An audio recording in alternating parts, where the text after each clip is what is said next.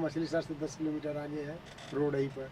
मछली शहर 10 किलोमीटर, फिर वो मछली शहर से 10 किलोमीटर के जौनपुर इधर फूलपुर साइड में। हाँ गाँव का तो वहाँ से बड़ा ही म्यूजिका क्या बताए, म्यूजिका क्या ऐसे बताए, तो बढ़िया नाम, फिर जंघई आएगा, जंगली। जंघई से फिर वो स्टेशन से जाएगा जंघई।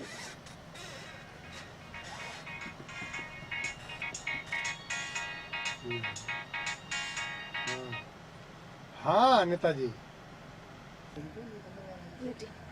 अरे नहीं आज हमारा टिकट है। अरे अरे नहीं नहीं मेरे भैया, आज हमारा टिकट है सुपर फास्ट का बनारस, परसों सुबह हम उतर जाएंगे। मना ना उठे जाओ। आई आई भैया। अच्छा यार खड़ा रहेगा ना।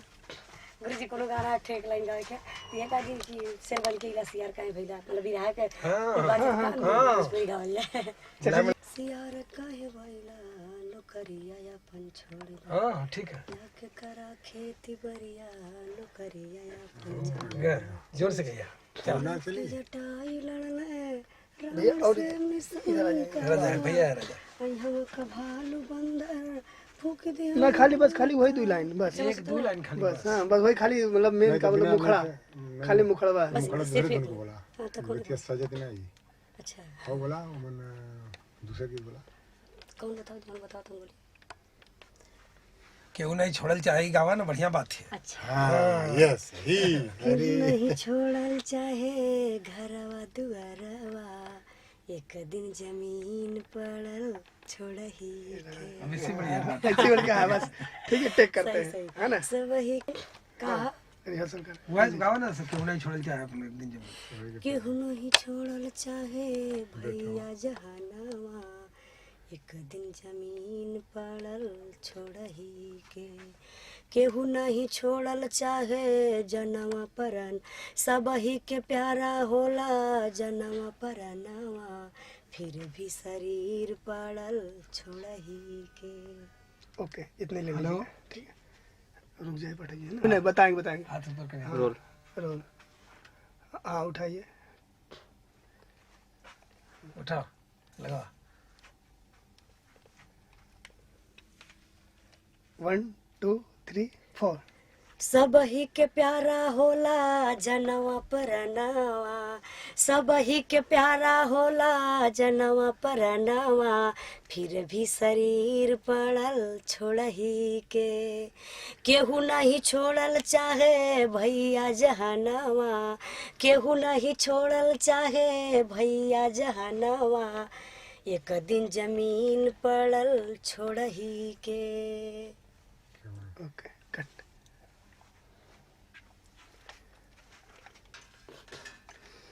भैया जहानवा, एक दिन जमीन पड़ल छोड़ही के। सबही के प्यारा होला जनवा परनवा, फिर भी शरीर पड़ल छोड़ही के। ठीक है ठीक है ठीक है। ये हिलत रहे जुड़े।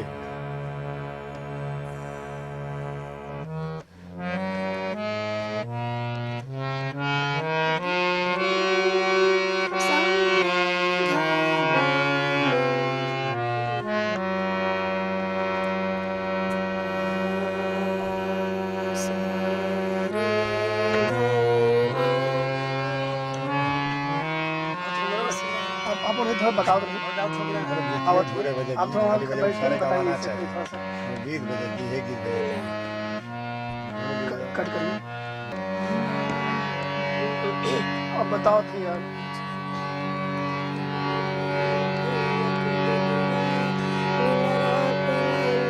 सही।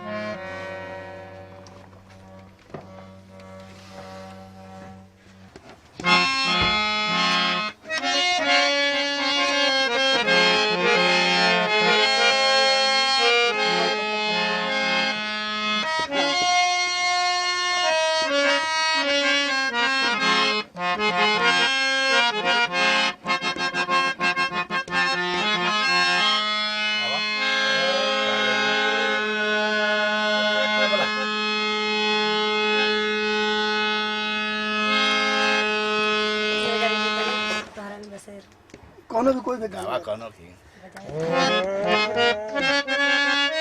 अरे में बस सही है ना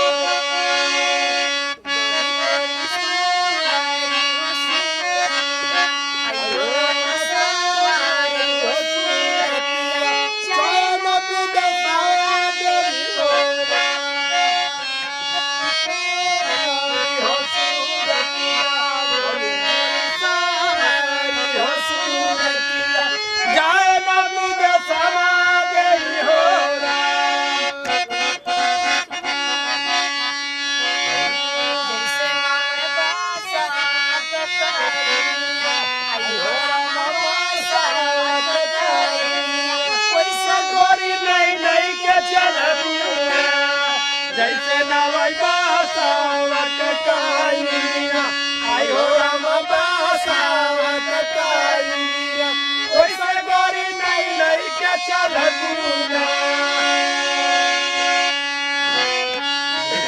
के हो जाला हाजीपुर के हो जाला पटना अरे के मोर के सारिया में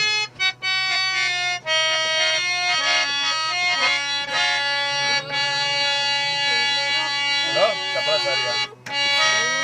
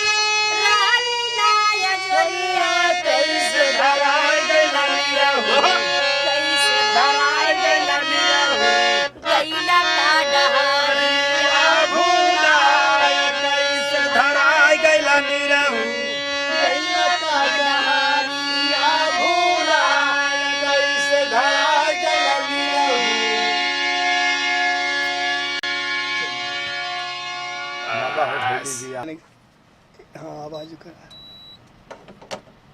हाँ बोलिए रोल।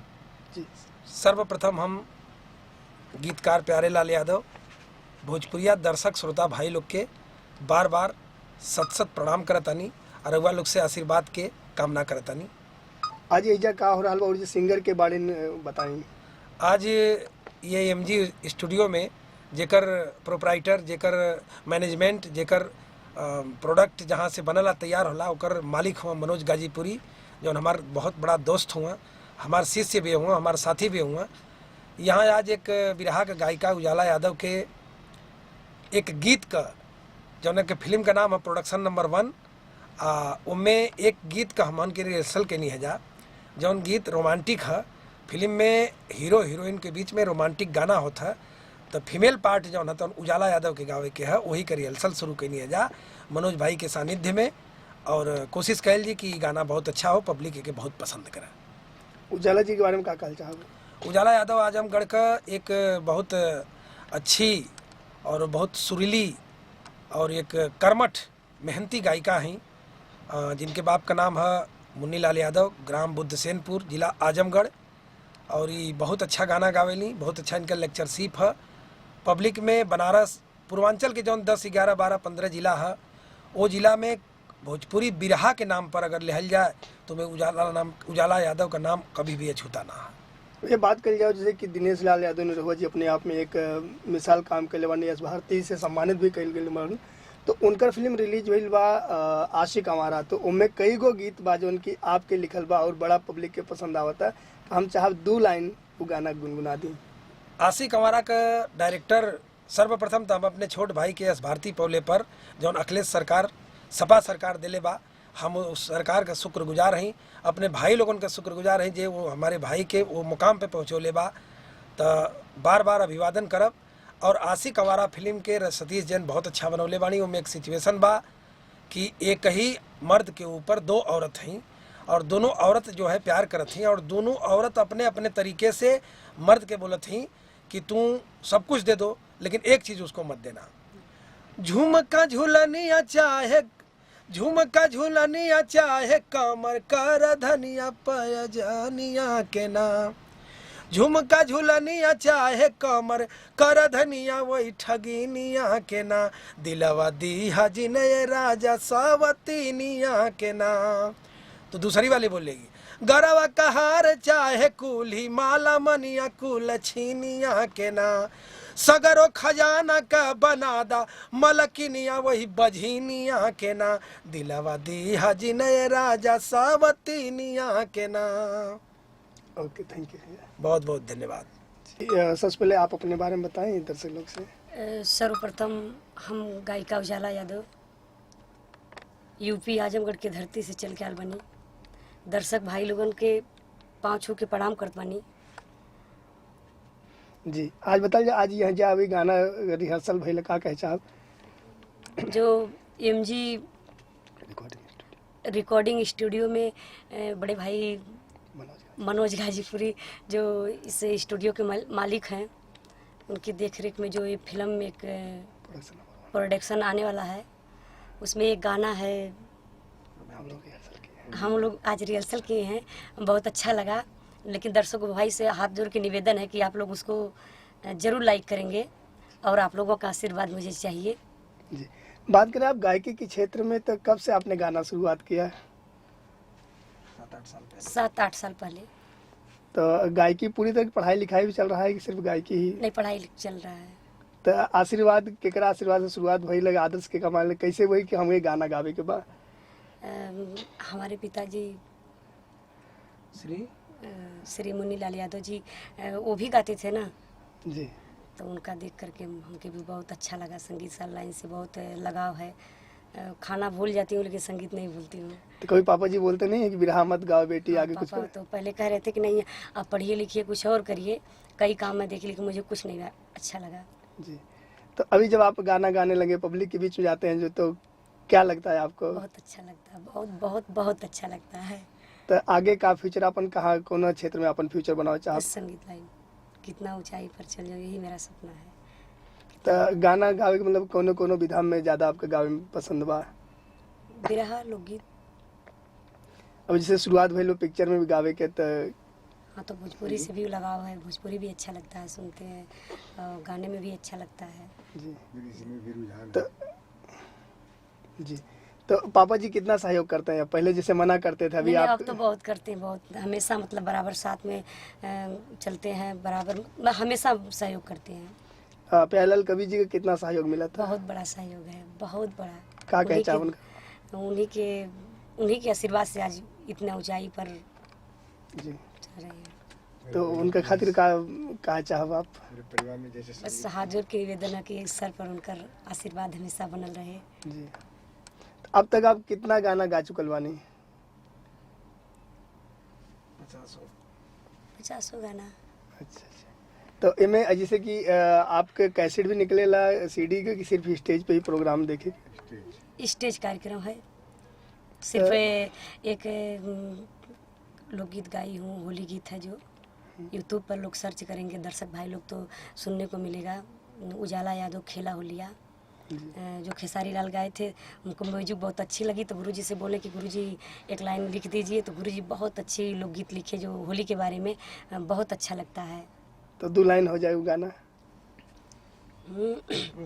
रंग ला गुलाल से तू गोरे गोरे गलिया, रंगला गुलाल से तू गोरे गोरे गलिया, रंगला चटक उठल लिया हो, खेला होलिया खेला होलिया, बाकी छुए नहीं देव अपन चोलिया हो, खेला होलिया। बड़ा अच्छा गीत लागल। कमो ऐसा होला कि दिन में कोनो एक गीत ऐसा सुबह याद आ जाला, दिन भर वही गुनगुनात रहेला, ऐसे कोनो अपन मन पसंद लाइन गाना गा दें? जी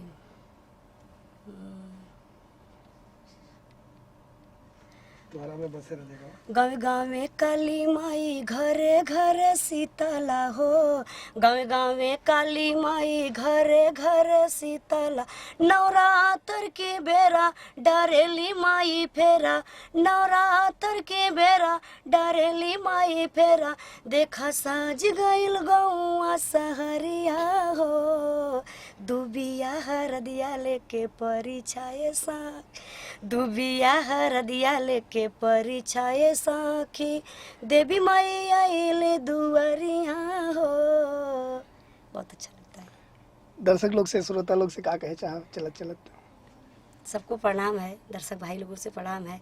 बस आशीर्वाद रुआ लोग बनौले रही हमारा ऊपर कि हम कितने ऊंचाई तक चल जाए। कोई कलाकार बड़ा नहीं होता है, बड़ा लोग बनाते हैं दर्शक भाई लोग। मैं इसीलिए बार बार प्रणाम करती हूँ और निवेदन यही करती हूँ कि आप लोगों का आशीर्वाद मुझे चाहिए, मैं कितना ऊंचाई पर जाऊँ, आप लोग सहयोग करिए। ओके, थैंक यू।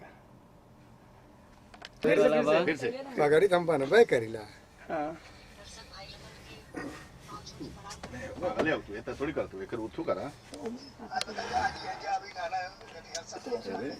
ऐसे हम ले लेंगे तो तू क्या भैया मुन्नी लाल यादव, हमार घर आजमगढ़ बा, जिला आजमगढ़, निजामबाद नज़दीकी बाजार सेंटरवा है, और सेंटरवा के बगल में एक गांव बुद्धसेनपुर। बढ़िया गांव हो, बढ़िया लोग हुए, वहाँ के लोग हुए, वहाँ के अगल बगल के लोग भी बढ़िया हुए, संगीत से बड़ा प्यार करल।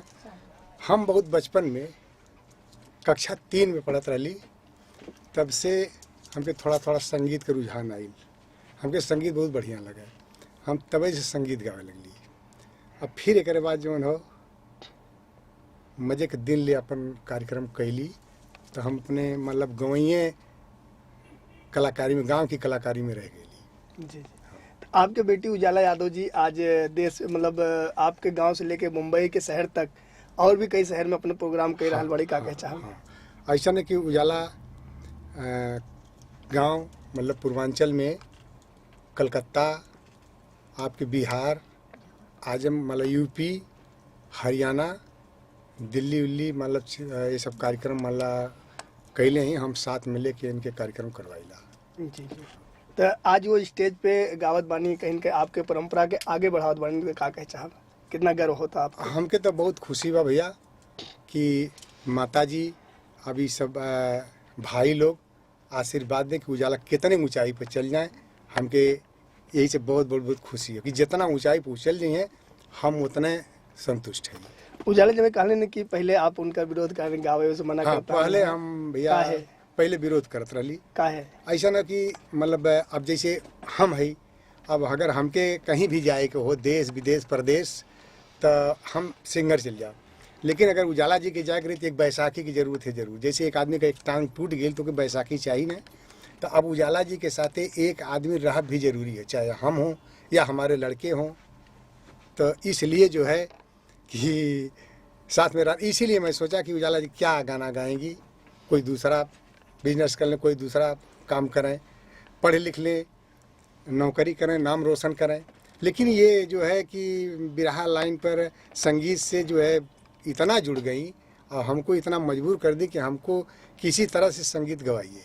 हमने कहा चलो भाई जब ऐसी बात है तुम उतर गई हो, तो ये बोले कहलें कि हमके दुनिया में अगर कुछ हो तो सिर्फ संगीत ही हो।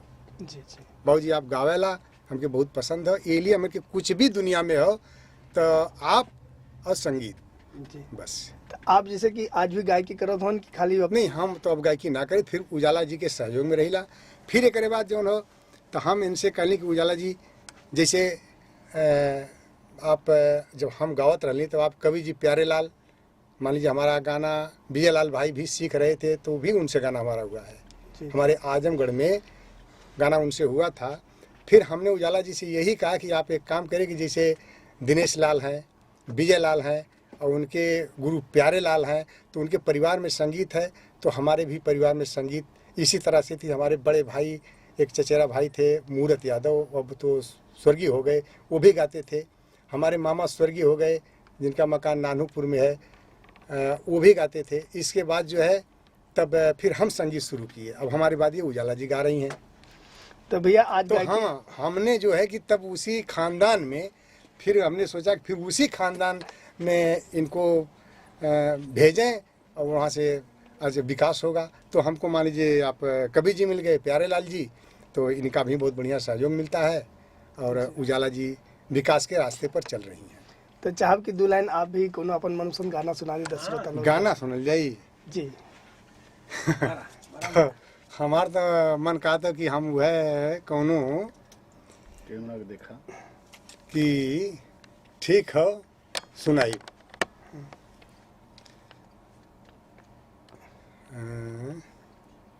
अइला बसंत उड़ेला कर दी। अरे आइला बसंत, अरे आइला बसंत उड़ल गरदी रे मोरी, देहिया भइल बापी यार हर धीरे मोरी, देहिया भइल बा। ठीक बा, आगे और आगे भी और कोनो लाइन अपन 2 लाइन सुना दी और दो बड़ा लाइन अच्छा और लगा सुना था। बड़ा अच्छा लगा था आपके गाना सुन के। जब टूटल हो रहा कहरवा दिमाग में नहीं आ रही है कोई गीत कभी जी कोनो हिंट दी।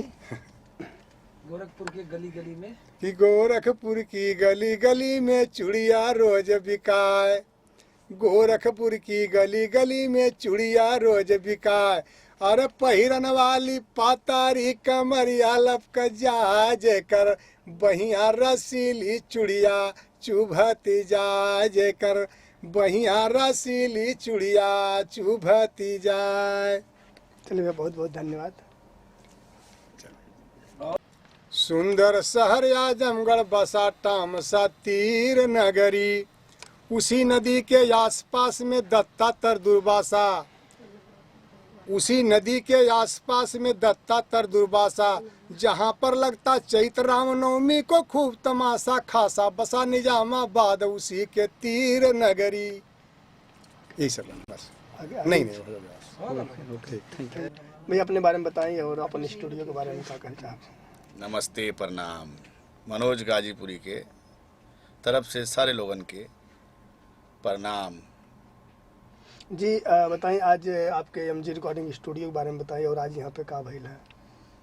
आज हमारे स्टूडियो में माननीय श्री प्यारे लाल यादव कवि जी और आप सुपर स्टार गायिका आजमगढ़ की धरती से श्री उजाला यादव जी, माननीय उनके पिताश्री मुनीलाल यादव जी एमजी स्टूडियो में आए और एक तो फिल्म भोजपुरी बनता ओकर गीत का तैयारी चलत हिय, जिनमें हमरे स्टूडियो एमजी स्टूडियो में आज रिहर्सल तैयारी भइल हिय। अब म्यूजिक का कल से चालू हो जाए, म्यूजिक बने।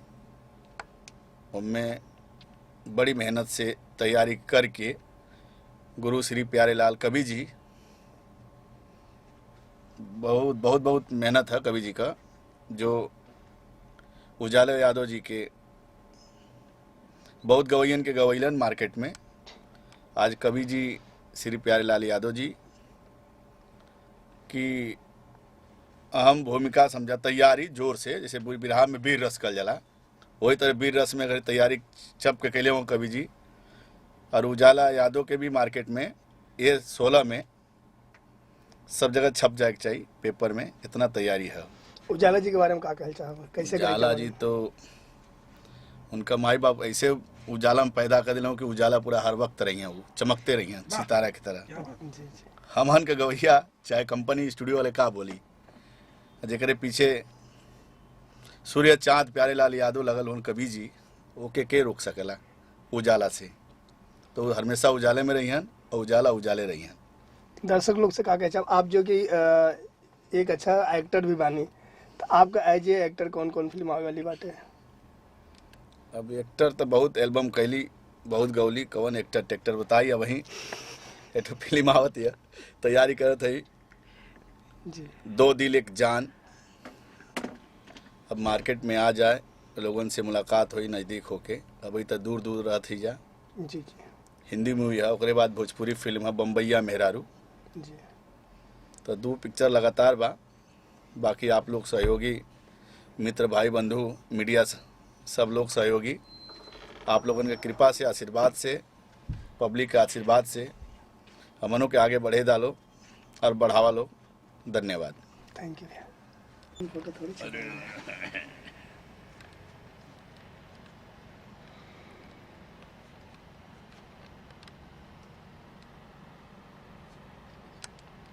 इसे होल्ड करिए ना, लाइट। हाँ होल्ड। एक और एक। हाँ भैया इधर देखिए, अनुज भैया।